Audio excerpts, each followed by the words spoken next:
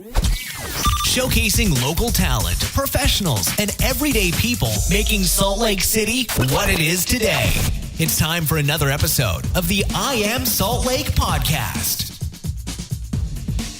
All right, let's welcome everybody out today to episode 336 of I Am Salt Lake podcast. My name's Chris. And my name's Chrissy. Hey, we're of course recording today out of our awesome podcast studio at Access Co-working Spaces, right in the heart of downtown Salt Lake City, right on the corner of 200 West, 200 South. You guys have seen the building. Stop in, check it out. Really cool spot right here in Salt Lake City. All right, you're going to want to make sure to hit that subscribe button. However you're listening to the podcast right now, whatever podcast player you're listening to the show in, hit that subscribe button. That way you don't miss a single episode. We got a brand new episode each and every week where we're showcasing awesome people in Salt Lake City that are doing really awesome things. Like today on the podcast, Chrissy and I got to sit down with local Salt Lake City therapist Paige Zuckerman.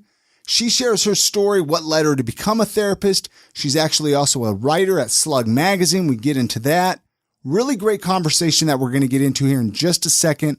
But before we do that, before we jump into that interview, I got to give some love to our sponsors, guys. These are some great local companies that are helping keep the podcast going. Salt Lake Barber Company, Product Power Up, and Five Wives Vodka. We're going to, of course, be telling you about them a little bit later on in the podcast. But of course, Chrissy and I, we love the farmers market. We got to give them some love. We got to talk about them because they're happening every Saturday up until October 20th.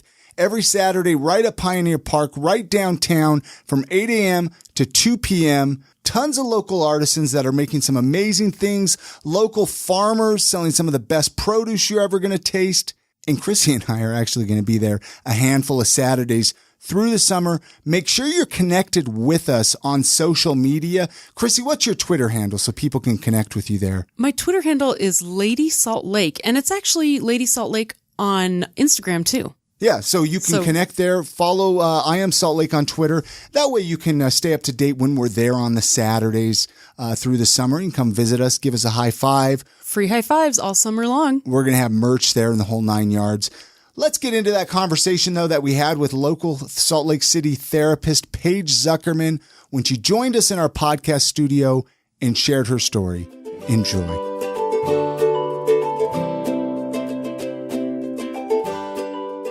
What did your childhood smell like, though? What did my childhood smell like? Like an old house in Sugar House on Ramona Avenue. I don't know what that exactly smells like. No, like mothballs and like, you know, kind of an attic, a dusty... like a basement. A basement smell, that's the vibe. Yeah, basement smell. So you grew up here in Utah then? I did grow up in Utah, yeah, born and raised. And big families, little family? Very little family. Very little family. Yeah. How many siblings? I have a brother. He's very close in age to me, and he's out in Kansas being a fancy aeronautical engineer. Oh, wow. Yeah. Wow. That's quite the career. Yeah, it's a mouthful. So how long have you been a therapist for then? What I guess we might as well jump right into there. Because I feel like we have so much to talk about when it comes to therapy. So what got you into that? I have been in mental health in a couple of different capacities, actually really 3 different roles so far for about the last, I want to say 12 years. I started out at the University Neuropsych Institute back when it was the old building. There's like a fancy new building now, and it's really lovely, and it looks like the best place ever. It was kind of a dive when I worked there. And I was a psychiatric technician, which basically just means a grunt. So a psychiatric tech, like what would you do? What would a normal? Is it kind of like a nurse's assistant? Yeah, nurse's assistant. Back in the day, it probably would have been called an orderly, but I hate that term because now you think of it like One Flew Over the Cuckoo's Nest. That's what I was just thinking of, the people that disperse the medications and stuff. Yeah, we're not quite that barbaric, but basically a nursing assistant in psychiatric wards for adults. So that was my first experience. And what got you even interested in that? Like as a profession, or what like why did you do that? Yeah, I think my senior year of high school that I was going to do psychology in some fashion. I think I had realized I was that kid in high school that all of their friends came to them to talk about their problems, and that somehow that managed to work out You just kind of effectively. had a knack for it. Yeah, I just had a knack for it. And you were like, well, shoot, I can get paid to do this. Yes. Doing it anyway. Yeah. Yeah. Wow. So, I mean, let's fast forward a little bit. So you're out of Willow Counseling and Recovery is where you're at now. Correct. Yes. And how long have you been there? I have been there for just over 4 years now. How does a therapist find a place to go like that? Like what? Because there's a lot of places to go, right? Yeah. In this case, it was a matter of kind of rewinding back to my past because the person who had started Red Willow was actually a social worker that I had worked with at uni when I was said psychiatric grunt. So okay. I think I just reached out to them at some point randomly and a bunch of other people during my last couple semesters of graduate school saying like, hey, does anybody need anyone coming onto their team here soon? And he reached out 2 or 3 months later and was like, oh yeah, good to hear from you. By the way, I'm expanding. And I hopped on basically. Wow. So this is the only place you've worked out of. This is the only place I've worked out of graduate school. So what does that mean? Like you were out of other places before? Yeah. In graduate school, can you work as a full-time psychologist or therapist in school? So you're for a couple of years during your graduate program, at least in my program, which is clinical mental health counseling, you do a practicum and an internship. So there's 2 years during graduate school where you are seeing clients and you are doing therapy. Before that, though, kind of in the interim, I was working in the psychology department at the University of Utah as their director of academic advising. So I was kind of doing academic counseling as well as starting to do the mental health piece or revisiting it, I should say. So from the uni days all the way till now, I've done that kind of work in different ways for over a decade. Has there ever been a time where you're like, I'm out, I'm done, this is too much? There are days when I would say it's never as absolute as I'm out, I'm done, but there's definitely days where I come home and I'm Exhausted. Yeah. It seems like it would be very emotionally draining. Yeah. Especially if you're not careful to be able, if you can't compartmentalize things. Right. I couldn't do it. I would get so emotionally involved in everybody I talk to that I would die. What do you do if somebody says, oh, I don't need to see a therapist, I'm not crazy? Ooh. Because for some reason, people have that in their head with therapists, that only crazy people go see therapists, which I don't agree with. I think anybody could benefit from a therapist. I think everybody should go to a therapist. Like, absolutely. Even if you think you're fine, you should still go to a therapist. Yeah, I love that stance, by the way. Keeps you busy, right? Yes, that's right. Job security. I do a lot of myth busting for people, not just about that whole comment of I don't need to see a therapist, I'm not crazy, but also when people find out what I do for a living, they immediately ask me, are you analyzing me right now? And I often have to be like, yes, I am. Are you're analyzing me, aren't That's right. you? No, I'm no. absolutely The thing is I'm over here sitting, I'm nervous. Like, Can I'm you turn sweating. it off? Well, turn what off? Turn off the analyzation. Like, when you're Well, I talking don't to ask people. her. That's what I'm asking. Oh, I was going to say, you're looking at me like I'm Well, I'm analyzing you Yeah. while I'm talking to her. Well, so. that's your job. Well, we as a spouse, threw so. out as a we threw spouse. out a bunch of questions at her. Poor Paige over We here. call this stacking when you ask multiple questions in therapy. We try not to do that, but This is a podcast, though. I'll bounce. No, so the crazy part. Do you think? Well, first of all, why do you think that got with therapists? Like that only crazy people go. I think that we're currently in a cycle, I think, culturally of really dispelling the concept of mental health and mental illness. Okay. I got to say, Gen Xers and millennials are amazing about their level of awareness and normalization of therapy and mental health. You think so? Oh, yeah. I am noticing it getting better. Because I've actually heard this from younger people. That Yeah. they're like, oh, this for crazy people. I've seen a lot more openness from younger folks. But I think the stigma is still alive and breathing, which is unfortunate. That idea that you have to be crazy to seek mental health care. I'd like to think of it as a preventative process for so many people. It isn't just about coming to a therapist when things are in crisis, but about, kind of enhancing self-awareness and self-exploration and considering your emotional, psychological self as something worthy of exploration and curiosity. And so to me, that's really what therapy is grounded in. But it usually does take a catalyst for someone to seek it out, right? Like something has to happen usually. Yeah, it's been my experience that people won't seek the process out most of the time until something has become the impetus for it. Although I gotta say, especially with younger clients, some of them just come saying like, I've been doing therapy for a while, or I've done it on and off, or like it's been a normal thing in my family to seek therapy, and I'm not having a crisis, but I just want to stay healthy. And so that real That's proactive. amazing. Because I know when I'm feeling okay and I have a therapist appointment, I'm like, I don't really need to go. I feel fine. See, and I'm starting therapy again. Like, my mind goes right to, I'm telling the world I'm crazy right now. But no. Didn't we just say that you're not crazy if you go to therapy? But I'm excited because it's like, I think it's good to have somebody to work stuff out with. Absolutely. But I think maybe, is it time to come up with a new name? Maybe you're not a therapist. Maybe you're like more of a mental mentor. A life coach. A mental mentor. Maybe you could all be life coaches now. Oh, that life That's a big coach switch. term is kind of loaded, I think. It looks fancy on Facebook, though, right? When you can put life coach right next to your name. Yeah. The training is very different, though. Very, a lot more training to be a therapist or mental health counselor than to be a life coach. Although I think they both have their relevance. But I think the terminology that we use is a part of kind of the old way of thinking. And I've actually sort of co-opted the term shrink because I think it's funny what the implications of that word is. And so I will tell people like, oh yeah, I'm a shrink.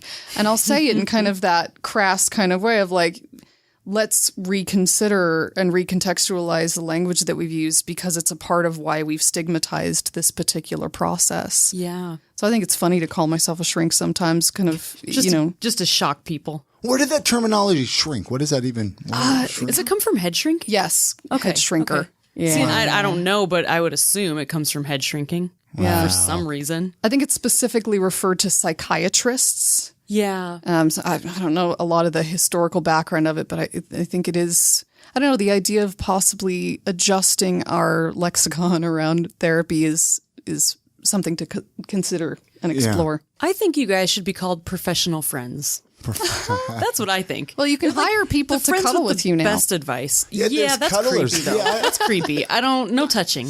No touching. Yeah, what do you mean no touching? You're a hugger. Yeah, but not like random people. I've been touched enough by random people. That's not cool. Okay, what does that mean? What does it mean? Chrissy is a hugger. I'm not as much. Okay. What does that mean?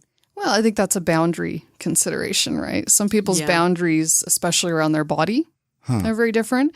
I personally I don't have boundaries in Yeah, my but I have boundary issues. I don't like it when people invade my space. Which is weird. But I'm all over invading other people's space, which doesn't make sense. And it's completely inconsiderate. Well, I've taken to, and this was something I think I want to say I learned it in graduate school actually, is to ask permission before you physically touch someone and enter their physical space, because you can't ever really know exactly what their lived experience around their body is. And so invading that space can be problematic. And so I usually will check in with somebody before, like I'll ask, can I give you a hug? Mm-hmm. I've kind of started to do that since I've been with Chris. Because he kind of sat me down. He's like, not everybody wants you to hug them. And I was like, really? Well, what? I don't know. It's just weird. Like sometimes, especially like you're like, well, I don't want to get beat up by someone's husband. You're going to hugging their wife or something. Well, yeah, I can see as a guy that would probably be different. I think girls can get, I don't know. But again, I don't know. Maybe I'm stereotyping or we can get away with a lot. I hate to say that, but we can. Yeah. I mean, that sounds terrible.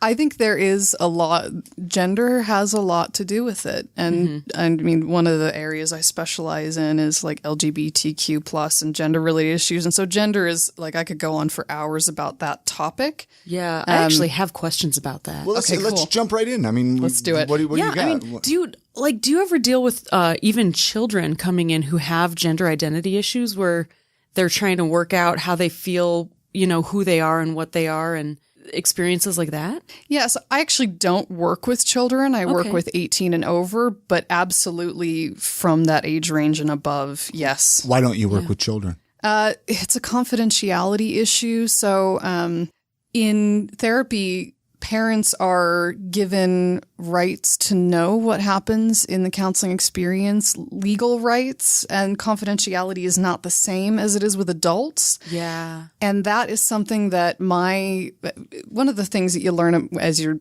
becoming a therapist is you learn that it's important to know your boundaries, to know your biases, and to take ownership of that reality, including your specialties.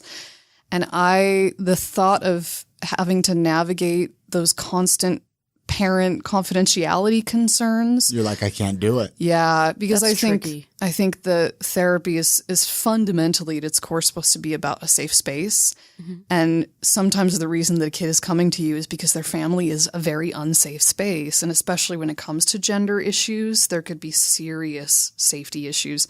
And if parents feel like they have the right to transgress into that space and they have the legal ability to do so, that could make it really ineffective. So it can be done, but I've chosen to not have that be one of my specialties. It's kind of a sensitive area. So what was your question, Chrissy? Sorry, I kind of got sidetracked there when I asked why she doesn't deal with under 18. What was your question about? No, that was just more of this. But do you think it's kind of an extra sensitive topic here in Utah?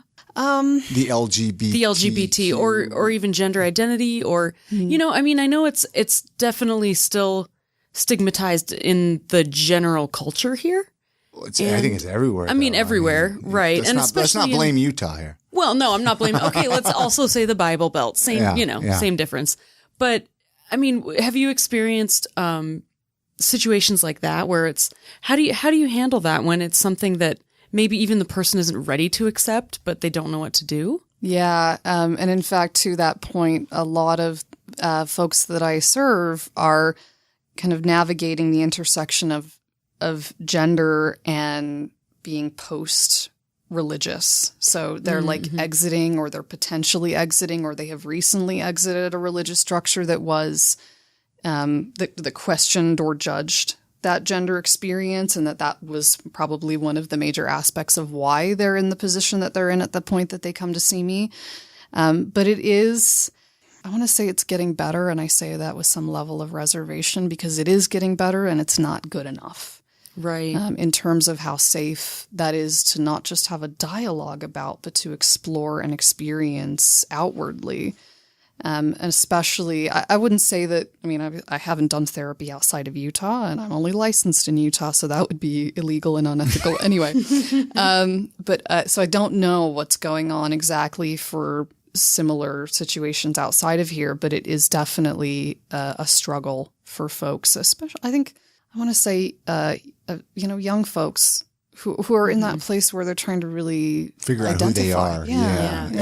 That would be tough. It's hard enough in the first place as a young person to figure out who you are. And then to add that on top of it is just kind of... Yeah, well, that was me. Like, do I grow a beard? Do I keep, shave? That's really complicated. That's right.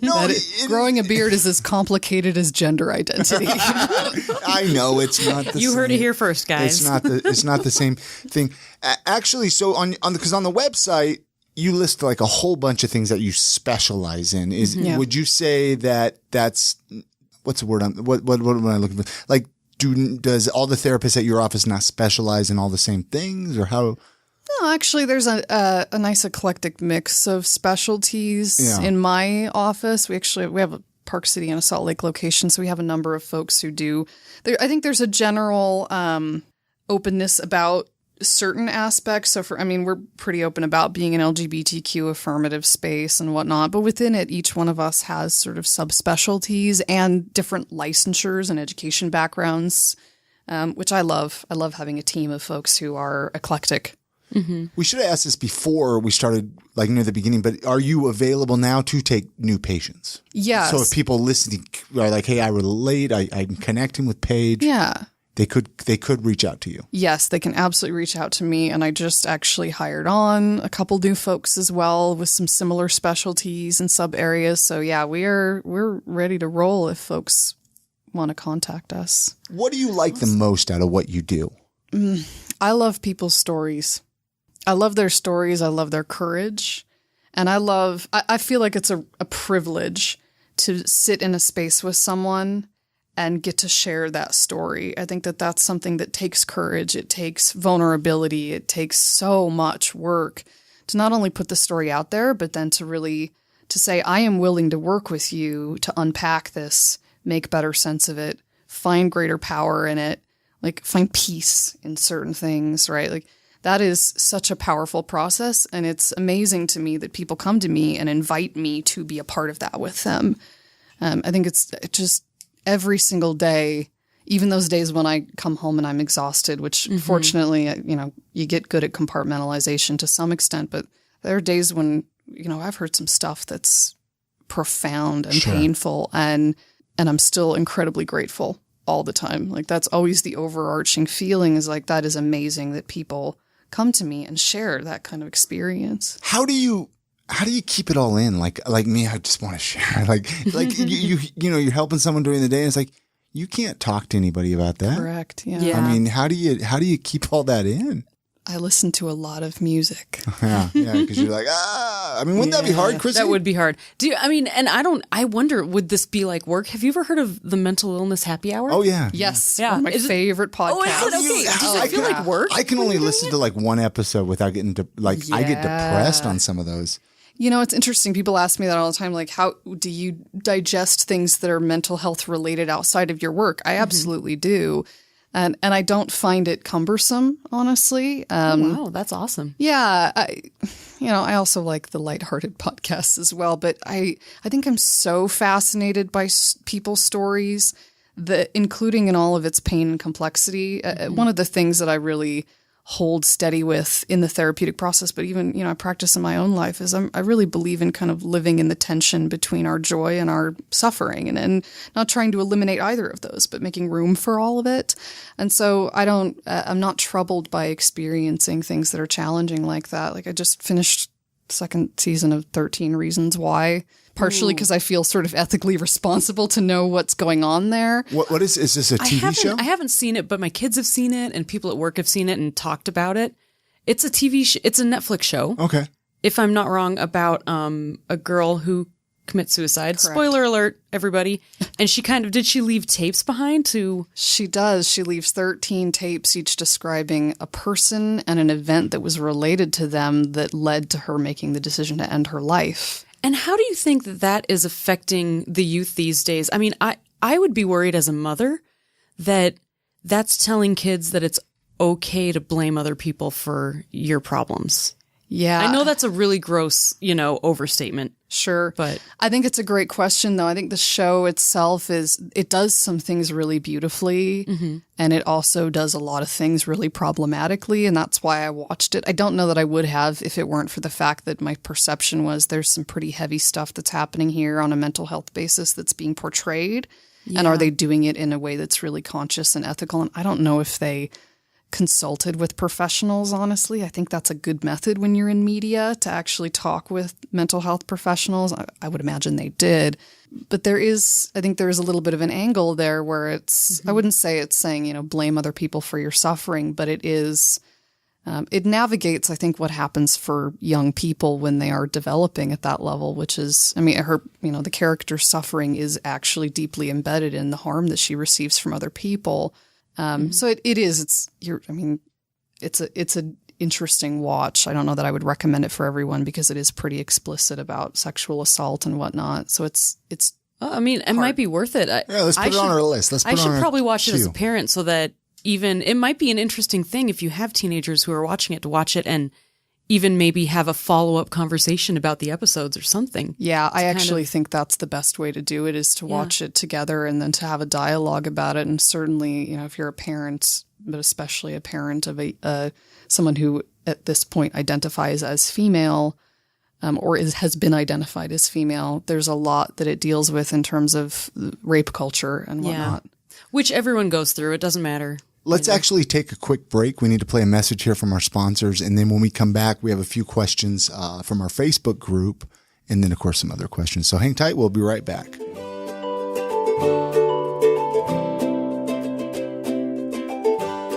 All right. It's my favorite time of the podcast where we take a couple minutes, tell you about our awesome sponsors. These are some great businesses that are helping support the podcast. So you guys, When you go out of your way to support them, you're actually supporting I Am Salt Lake podcast.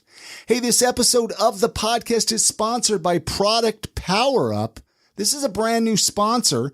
This is the best and biggest conference geared solely to product people and the companies they create. And guess what? It's back and it's ready to put on a great show in 2018. Product Power Up is happening September 20th and 21st at the Mountain America Expo Center, located at 9575 South State Street in Sandy. Product Power Up is put on in partnership by the guys at Blacksmith International and FiberFix. These guys got together and decided that enough was enough, that there was simply no community that catered to non-technical founders of product companies, so they decided to make one. This event is for anyone who identifies as a product person. It is not just another tech conference. It is not a simple networking event. It is not simply an entrepreneur event. It is 2 days. Yes, you heard me right. 2 days of incredible content from some of the top product pros in the business, along with great networking opportunities and product showcases. If you have launched a product, work with product, buy product, sell product, or anything else related to products, you need to plan on being here. I love this because I swear we have all had those ideas for products. We've all wanted to do something or create something, and you don't really know where to start. And this is a great place for people like us to go. Head on over to their website, productpowerup.com. This is where you can purchase your tickets. You can see who's speaking, see the panelists, just find out more information about this incredible 2-day event happening September 20th and the 21st at Mountain America Expo Center. Again, website's productpowerup.com. And many thanks to Product Power Up for sponsoring this episode of the podcast. Hey, this episode of the podcast is sponsored by the Salt Lake Barber Company. You guys have heard me talk about them. You know, I love them. This is where I go to get my haircut. This is where I go to get my beard trim. Isaac over there does an amazing job. They're located right at 10th East, 800 South, right on the corner of 8th and Main in the central 9th district of downtown Salt Lake City. The old Sears is kind of right across the street from them. Like I said, this is where I go for my haircut and beard trim. So they offer haircuts, beard trims, straight razor shaves, which I've yet to have. They are a true community barbershop. They're focused on providing the best work environment possible and allowing barbers to always provide the highest quality experience while in the chair. Listen, so they take walk-ins. You know, I know a lot of us are used to that walk-in lifestyle. When you need a haircut, you go walk in. But they offer guaranteed appointments if you go book online at saltlakebarberco.com. Really easy. You select your barber. You select what service you want, a haircut, a beard trim, whatever. And then you can select the time that you want to go in. It's a guaranteed appointment. Salt Lake Barber Company.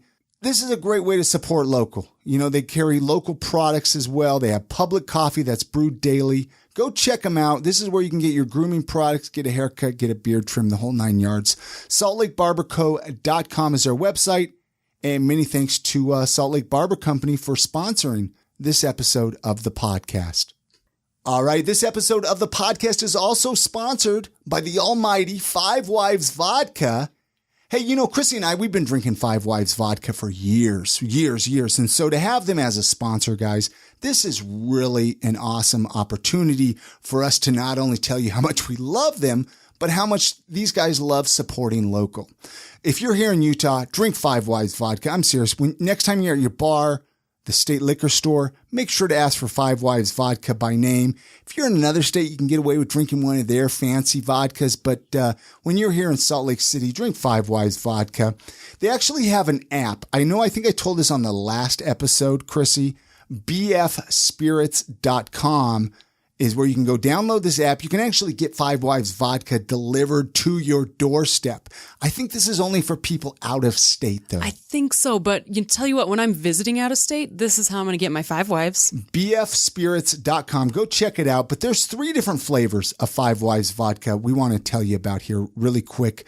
They have the original Five Wives vodka. This is made from the Utah mountain spring water, 100% distilled corn spirit, and gluten-free, so I'm drinking it. The spring is hidden up in beautiful Ogden Canyon. It's inaccessible by vehicle, so the water's hiked out 5 gallons at a time. And as smooth as the regular flavor is, they also have a Five Wives Sinful, which is a flavored vodka with a delicious cinnamon taste. Unlike other cinnamon products that give you the cinnamon candy taste, Sinful is like a morning cinnamon roll with only 76 calories per ounce. There's also the Five Wives Heavenly, which is a flavored vodka as well with a delicious vanilla taste. Heavenly's rich, buttery vanilla flavor comes through without coating your taste buds with sugar, and this results in more vanilla and less calories. It's really fun. Actually, we have a Facebook group, the I Am Salt Lake community, where we're talking about some of our favorite ways to make Five Wives vodka. So make sure you're part of the group. IamSaltLake.com/group. Come in and share with us. How do you enjoy making your Five Wives vodka? Do you like shooting it straight? Do you like mixing it with something? What's some of your favorite recipes? It's actually been really fun to share ideas and try it out. And then we get back together and we talk about what we liked and what we didn't. Well, we don't not like anything. It's all great, right? Who would guess that you could talk that much about a vodka? But it's delicious. Hey. So like I said, next time you're at your bar, ask for Five Wives vodka. Pick up an extra bottle when you go to your buddy's barbecue. Their website, fivewivesvodka.com, and many thanks to Five Wives Vodka for sponsoring this episode of the podcast.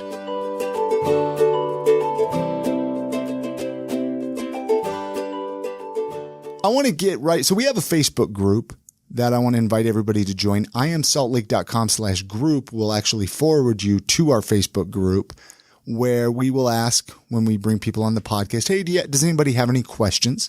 Sometimes we'll get a lot. Sometimes we don't get any. We do have a couple here. Michelle Stevens Williams asks here, does she do therapy for women who couldn't get pregnant or are now in menopause with no hope of ever getting pregnant? Yes, this is actually near and dear to my heart. So I do work with infertility issues. And that would be tough, yeah. Yeah. I am myself an infertile woman. So not only do I comprehend it from a therapeutic standpoint, but I comprehend it from a personal standpoint. I went through early menopause. So I'm in my mid-30s, but it's already done. That's all over. So I'm especially aware of that particular issue. So that's something that is really precious to me, is being able to do that kind of work. What about men? I mean, let's not forget. I mean, I thought I wasn't going to be able to have a kid for the longest time, to be 100% honest with you. I mean, I'm 40 years old, I had my first baby. Mm-hmm. She's 9 months old. So, pretty recent for those of you that have followed along. And I thought for the longest time that ship sailed. That, of course, I never got anything really tested, but, I just thought I couldn't. No, we were, I mean, if this isn't too personal. I can always cut it out. We were trying for a little while and we did kind of have that conversation. Yeah. Like maybe you're like, I'm 40 and I've never had a baby. Maybe it's just not going to happen. Maybe I can't. Yeah. And I was like, let's keep trying. So what are your men, women? I mean, what have you, a lot? What? Yeah, I work with men and women. I've had far more women reach out to seek counseling around infertility. I think what's interesting about it is it's, even though about 1 in 5 or roughly 20% of people in general will struggle with infertility, and that's men and women included, it's still one of those hush-hush topics. Infertility? Yes. Why? Well, I think there's a lot of reasons for it. It is, again, it's that it's getting better. It's not as good as it could be. It's also getting better in the local community as well. But there's a lot of shame and stigma around being unable to have children, especially depending on kind of the cultural context of a region that you're in. If having families and having children is considered like a calling or a necessity, if you are not able to do that, there is this implied sense of inadequacy.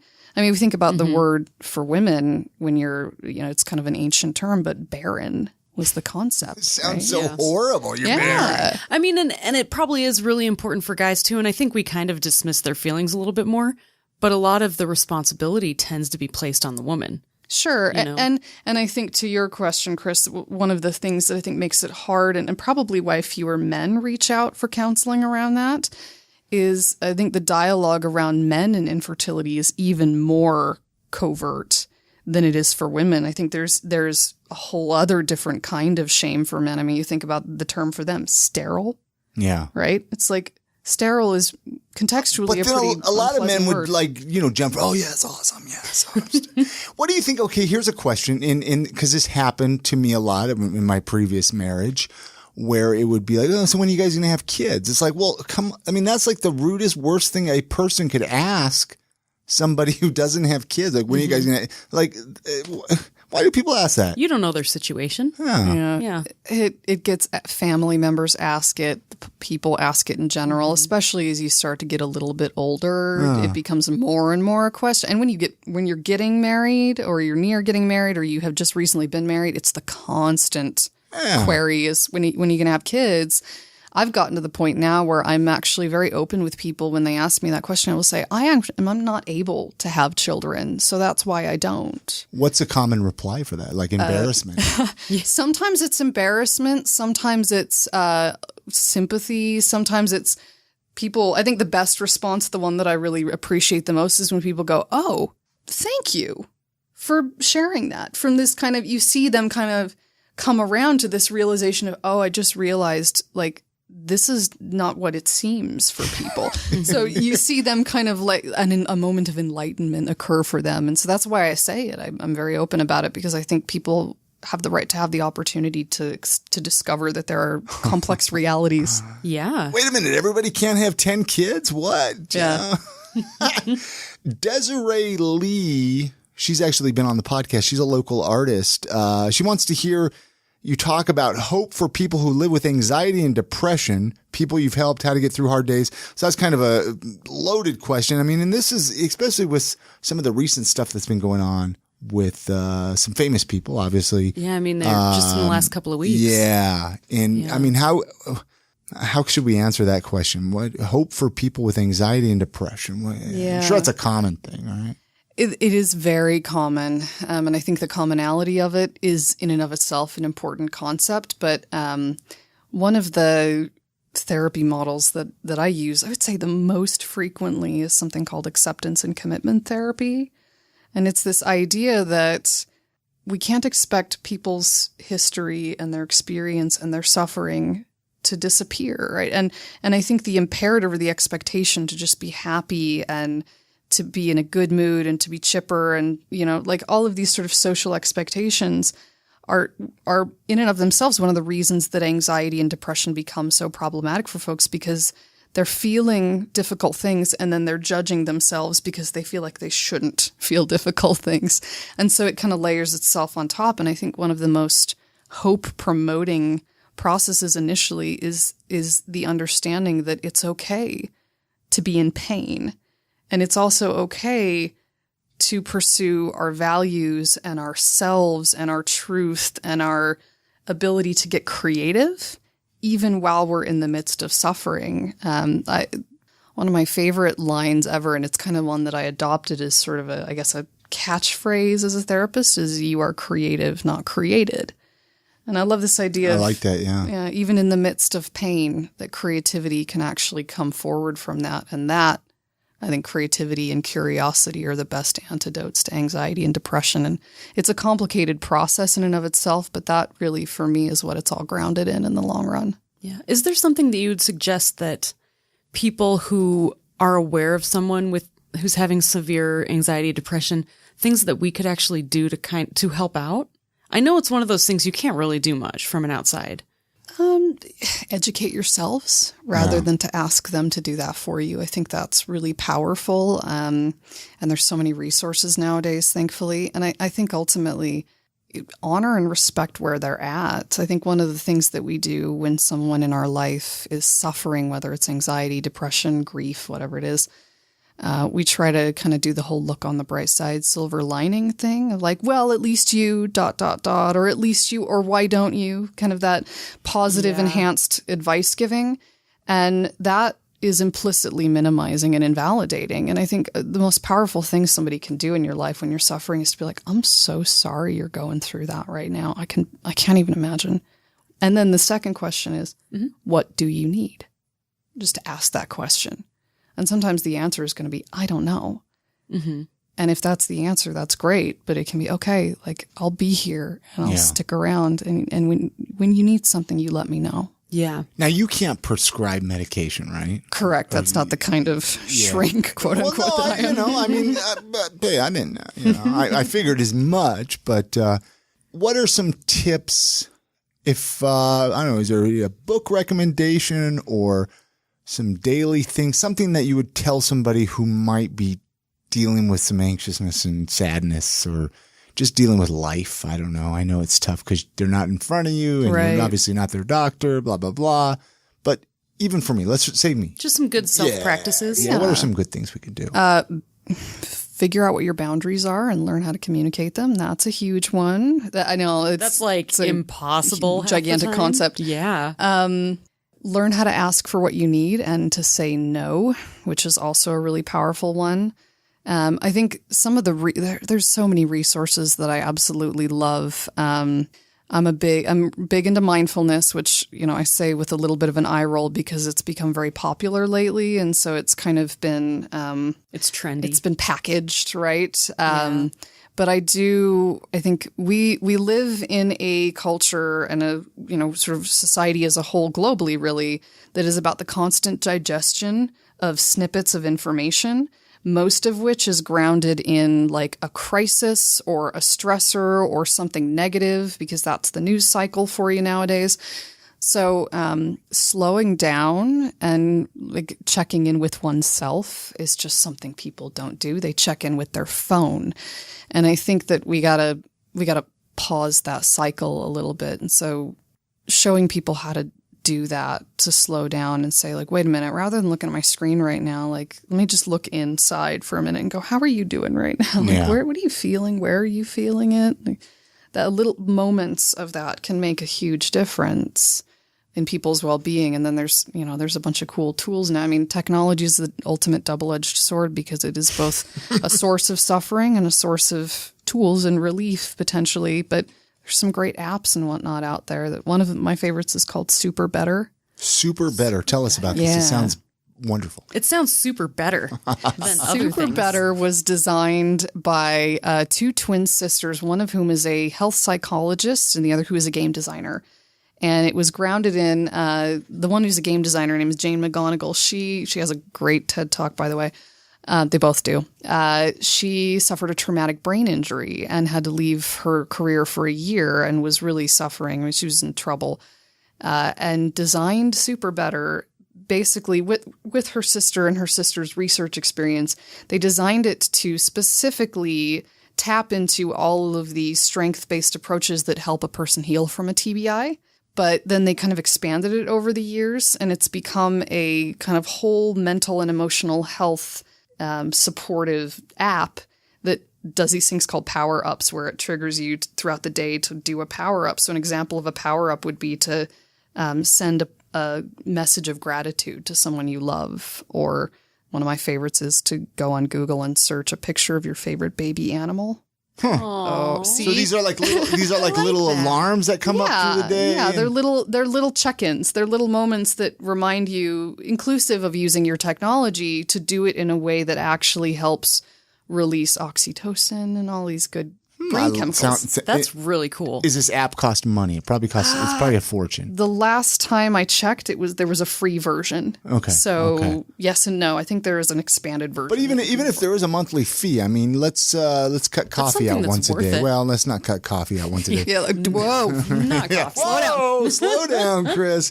You're gonna stop listening to your podcast if you're telling me to. Hey, so what are some questions? Let's say people are listening, especially. I mean, we have a decent amount of listeners even outside of Salt Lake City that can't come and see you. What are some questions you should ask a therapist before your first appointment? Like, what are some things that they should ask? I think asking about like the therapy models that somebody uses, Sure. Whether or not you're familiar with those, I think it can be good to get some information about the kind of approach that a person takes. Be informed about insurances. Yeah. I say that with a little bit of a grumble because, my Lord, that's a nightmare. Yeah, I could imagine. Yeah, so being self-informed and a good advocate for yourself regarding your insurance coverage. I also think that having questions for your therapist, including possibly even some more personal questions, can be really helpful. I always invite questions in a first consultation with a client, like, do you want to ask me anything? And what's your favorite movie? Yeah, it can be something like that, right? And obviously, it's important to be careful as a therapist about self-disclosure, but within reason. If somebody, I have tattoos and somebody, if they're visible, which they're not always, but somebody might notice one of them will say, tell me about your tattoos. And that's one of those moments where, okay, let's talk about that. Because if that's something that resonates with you, we can explore that, because I'm a person too. Yeah. I have a personality and I want the space to be about the other person ultimately. But I don't believe in being an unbiased cardboard cutout as a therapist. I don't think that that's how it works. I think you can be really ethical and effective and be human. Sure. And it probably helps them to know that. Absolutely. Yeah. A lot of times we don't think we put people on higher pedestals than we should. Oh, for sure. Yeah. But I'd say across the board, people do that, right? Yeah, I'm all about collaboration in the therapeutic process. It's like I'm not here to be your expert. I'm here to be your ally if you invite me to be. That's awesome. What would be your spirit animal? My spirit animal. I feel like I had this pinned down recently and now I'm having a hard... Oh, no. Okay. There was this meme online a couple of years ago and it was like... I like where this is going. Yeah, of course. Right. It was a kitty? Yes and no. It was a rainbow unicorn butterfly kitten. So it was all mixed into one. Yes. So it was like a rainbow kitten wonderful. with butterfly wings and a unicorn horn.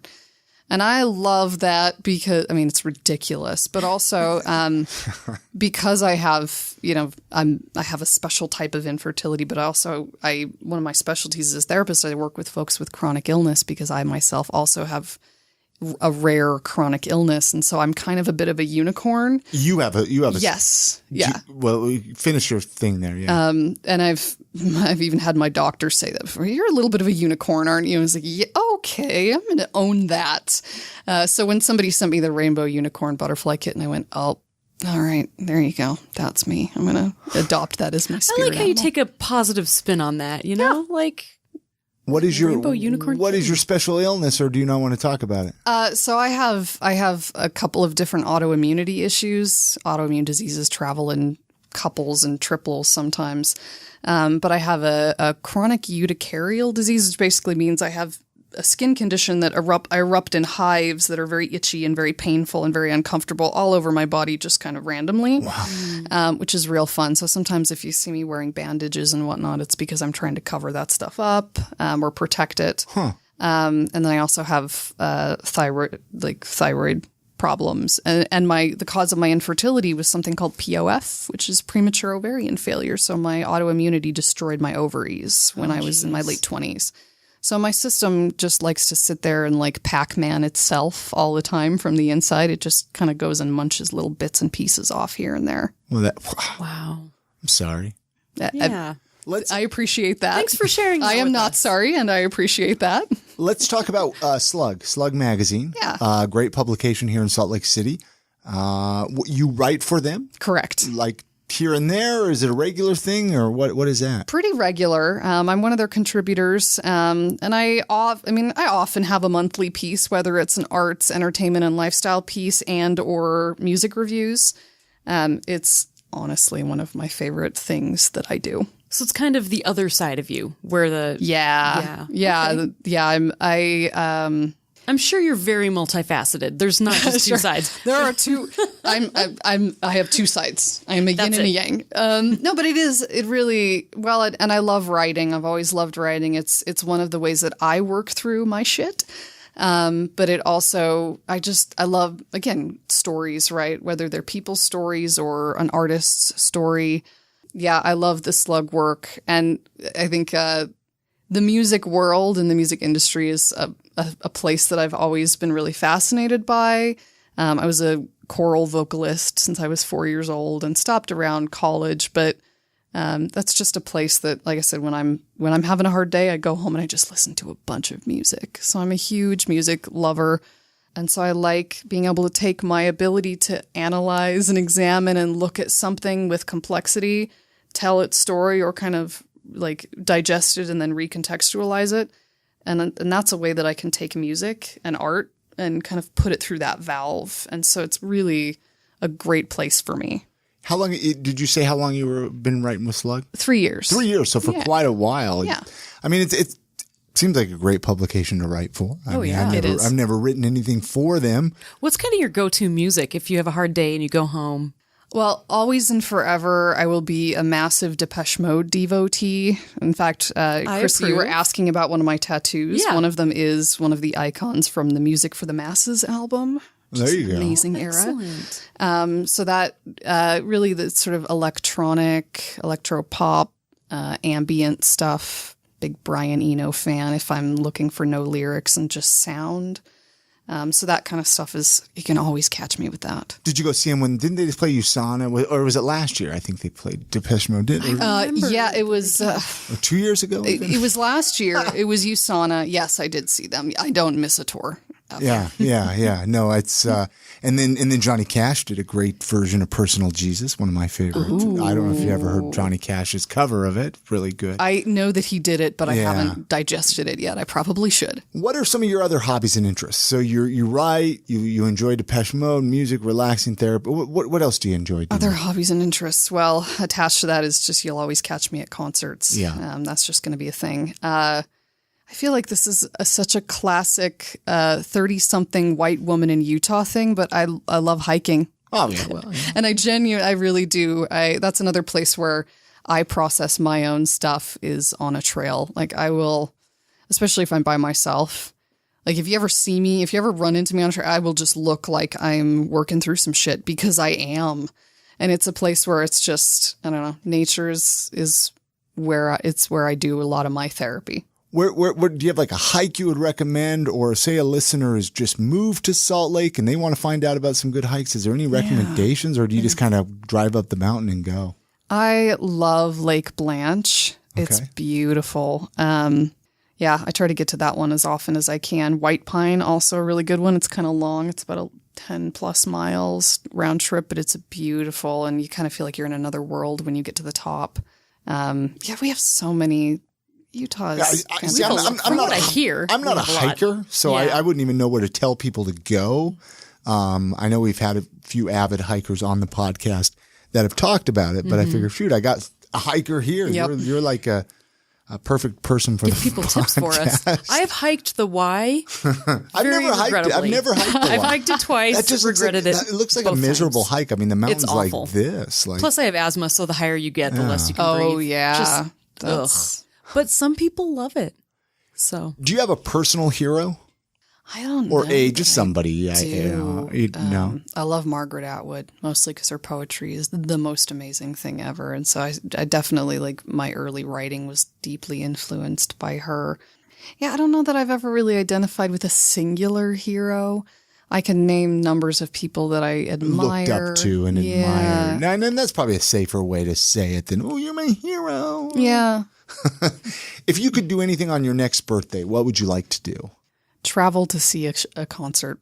Like that's always, I will always go somewhere to see a good show. Like that's ubiquitous for me. is there like an ultimate show that you want to go see? I can come up with sets that I don't believe exist yet. Like for instance, I would love to go to like Latitude or Reading Leeds and see Depeche Mode play. So like going to the UK to actually watch them at a big festival, like front center stage. That would be amazing, especially if in this particular fantasy I had, VIP backstage passes and whatnot. So, dream big. Yeah. What would you, if somebody was visiting Salt Lake City for the weekend, if you've listened to the podcast, I asked this, besides hiking, what would you tell them to do or check out? Anything? What? Yeah. In fact, this time of year is a great question because we're in festival season, so right? much. I mean, There's too much going on. Just last night alone. I mean, there was like a dozen different things, and we had to say no to certain things. It's hard. Yeah, there's an abundance from like May and into October. The Utah Arts Festival is my jam. Nice? I love it. The Downtown Farmers Market also totally my jam. There's so many great things there. I would tell people to go to certain restaurants like Lizzie's, places that are just killer. They have a rose ice cream there that is just At Lizzie's? Yes, it's just a gustatory. Guess where I want to go for my birthday dinner. Yeah. Get the rose ice cream. It's a revelation. Rose, is it just ice cream flavored like a rose? It is ice cream. What does a rose taste It's like? ice cream infused with rose and then sprinkled with like candied rose petals. Oh my gosh. It's the sexiest dessert in the valley. And it's probably beautiful, right? It Probably is. just It's lovely. That sounds Yeah, amazing. it's a multi-sensory experience. What would you change about Salt Lake if you could change one or two things? And I know this is a tough thing because there's so many things that a ton of us would like to change. Well, the first thing that comes to mind is just probably because of last week. I would change the anti-Pride protesters at the Pride parade. But is that those are like There's like 4 traveling of them. professionals? I know. right? Yeah, there was sort of like 4. There's just like a tiny little clutch of them. It was actually kind of sad. Like, yeah, I just kind of felt bad for him. There is something kind of vaguely pathetic about it. Probably also our environmental practices, because that's getting worse and worse in the valley, especially wintertime. Yeah. This was the first winter where I started really feeling like emotionally disturbed by the inversion and like looking outside and like feeling sad, honestly, because I love it here. I love Salt Lake and feeling like, especially as someone who has health issues, like, can I stay here? Yeah. And having to ask that question and not wanting to have to ask it. And so I think that's one of the things that I wish we could do better with that. A lot of people are having to move because of health here. And that I'm starting to wonder the same thing. I mean, I had a rough winter. I had a really rough winter. But what do you do? What can we do? I don't know. Yeah, I mean, I think we can do better. And I think there are some little croppings of the community that are really trying hard to do that. But there's just so much work. You kind of have to get everybody on board. Yeah. And then it's tough too, because I mean, I get that people feel we're already crowded, but at the same time, we need people to move here too to stimulate the economy, to growth. But it's hard. What do you do? As we kind of wrap this up, how can people get a hold of you? How can people find out more about what you do, connect with you? Yeah, if they're wanting to connect regarding like therapeutic services, they can go to www.redwillowcounseling.com. They can also look up I have a blog. It's a WordPress. It's just therapywithpaige.wordpress.com. They can email me too. I'm always down for that. So I try to stay really accessible. And I'm very boundaried about communication, which means if I can get back to you within an hour, I will. So I'm pretty good about keeping tabs with folks. And I'll put all those links at iamsaltlake.com. If you're driving and you don't have anything to write it down, you can head on over there later. Don't write while you're driving. Now, what about connecting with you on Facebook? Some people are more private than others. Sure. I'm not too tight about that stuff. I mean, especially if I see that you send me a friend request and we have multiple friends in common, then that's certainly a consideration. Or if you're from the therapy community, the music industry and community locally, the arts community, I'm always happy to connect with folks there. And you can always check out my pieces in Slug. Yeah. We love that readership. So. Yeah, no, I could imagine. Was there anything that we didn't touch on, Chrissy, that you wanted back into the therapy stuff in the beginning? Was there anything that I mean, I know. I'm sure I could touch on a bunch of it. That's the thing is I know we skimmed over a lot of stuff, and it's hard to get into it all in an hour. You know what I mean? We'll have to bring you back through. I just didn't know if there was one or two questions that you... Without getting too deep, I think I think we're good. We could just go for hours in that, I'm sure. One more question? You got one more question? Well, I mean, one question that I do have is like, what motto or piece of advice would you give to our listeners? I think stay curious and stay creative. I think curiosity is the antidote to fear. And I think creativity connects us to what we love. And I think fear and love are kind of two sides of the same coin. And I think if we can make room for both of those and we can choose to interact with them in a way that feels empowering and balanced, then that's probably what being well means in the long run. So embrace your whole self. Yeah. I love it. The whole picture. I love it. Let's end the show. Thank you so much, Paige. I've had a blast talking. Yeah. Hopefully you're okay with everything. It's been great. Thanks, you guys. You bet. Thank you so much. And like I tell people, let's catch up down the road. So thank you so much. Many thanks again to Paige Zuckerman for joining us on this episode of the podcast and sharing her story. You can head on over to our website, iamsaltlake.com/336 for all the links to get in touch with her and find out more about her. All right, guys, it's the first episode of the month. You know what that means. It is time to run down the list and give some thanks to our awesome Patreon supporters.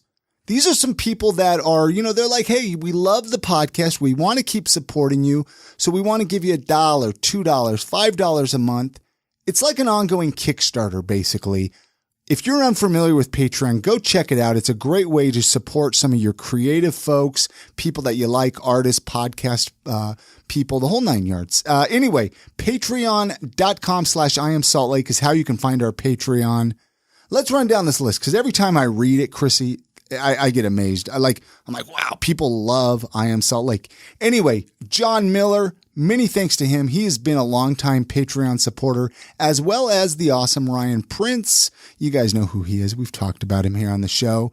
And we actually have a new one that I want to mention, Elizabeth McIntyre. Sorry if I'm pronouncing people's names wrong. She is a new Patreon supporter. Thelma Rother, new Patreon supporter as well. 3 Irons SLC, they've been a Patreon supporter, supporting for a while, as well as Brandy Burnham. You guys have heard her name mentioned here. Thanks to Brandy for being a Patreon supporter. Nicole Davison, Alex Santee, Riley Padilla, and Zach Shutt, all longtime Patreon supporters. Brandon Hill from Mountain Standard Time Marketing, thank you for being a Patreon supporter. Will Dugdale, thank you. Jared Aguilar, Brittany Hemingway, another longtime Patreon supporter. Most of these people actually have been supporters for a while. Jeff Hadfield, Michael Beck, Eric Tomorrow, Jeff Hatt, and then John and Nikki from over in New Zealand. Sana, Alan Martindale, Michelle Stevens, Williams, and then Dirt in Your Skirt podcast, Margaret Schlachter over there. Christopher Heiser and Jay Chambers. Every time I read that list, Chrissy, I am just like amazed. I really am. I mean, most of these people have been Patreon supporters for a while. Mm-hmm. And I just love to hear their voices. Yeah. I love to hear their names. Yeah. I mean, these guys are awesome. Like I said, go to patreon.com/IamSaltLake where you can become a Patreon supporter. We have some like special episodes that we're doing. We're going to put a little more effort into that to give you guys some bonus content. Yeah, we really want to release some cool bonus content for you guys. Sometimes we put interviews out early of people. We'll throw them up in the feed there as well. So, even $1 or $2 can help support the podcast with the Patreon. And many thanks again to our sponsors for this episode, the Salt Lake Barber Company, Product Power Up, and 5 Wives Vodka. And thanks to Access Co-working Space for their hospitality. And most of all, thanks to you guys for coming back episode after episode. You guys have a great week. Get out and enjoy Salt Lake City. Support local whenever possible, and we'll see you on the next episode. Good night, Grammy.